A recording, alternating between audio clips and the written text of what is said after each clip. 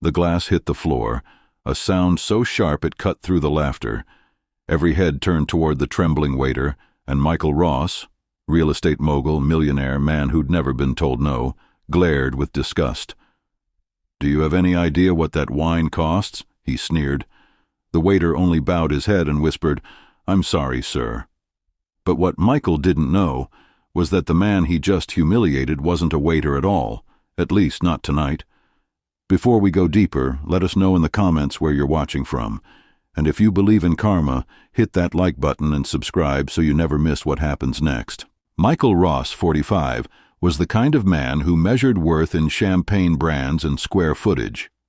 Tonight, he was celebrating another acquisition, another restaurant added to his growing empire.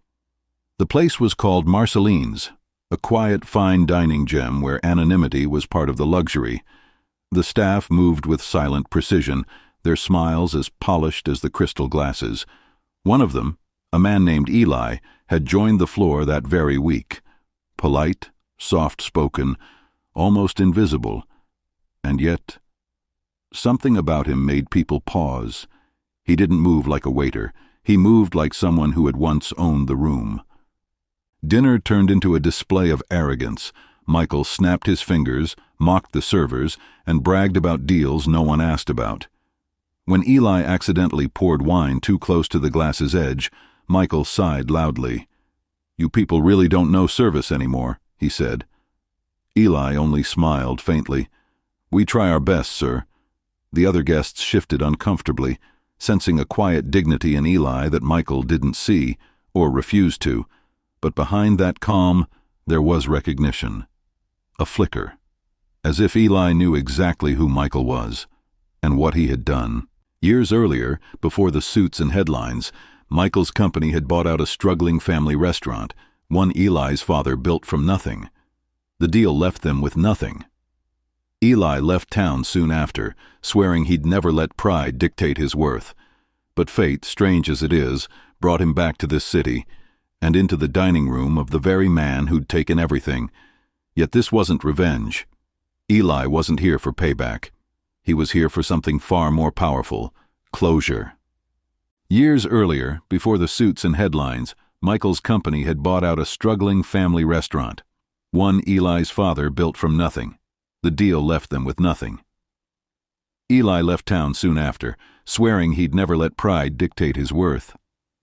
But fate, strange as it is, brought him back to this city, and into the dining room of the very man who'd taken everything.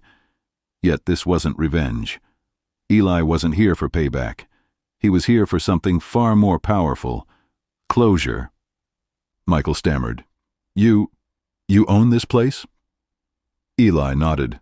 "I bought it 3 years ago, after rebuilding what your company destroyed." Michael looked away, his arrogance cracking. "Why didn't you say something?" Eli smiled gently. "Because I wanted to see if power still blinded you." The manager brought out a note. "Dinner on the house." Michael blinked in disbelief. "You're forgiving me?" Eli's voice softened. "I'm not forgiving you, Michael. I'm freeing myself." That sentence, quiet, almost weightless, hit harder than any insult ever could. Weeks later, Michael returned to Marceline's. No entourage, no arrogance, just a man holding a small envelope. Inside it, a check for a culinary scholarship in Eli's father's name. Sometimes humility costs more than diamonds, but it buys something far rarer: peace. In a world obsessed with status, it's easy to forget what really defines us. Not what we own, but how we treat those we think we don't need. Voiceover. If you were in Eli's place, would you have shown him mercy? Tell us in the comments below, and if this story moved you, give it a like. It helps us share more powerful stories every week. Don't forget to subscribe for the next one, because the proud always fall, but the humble always rise.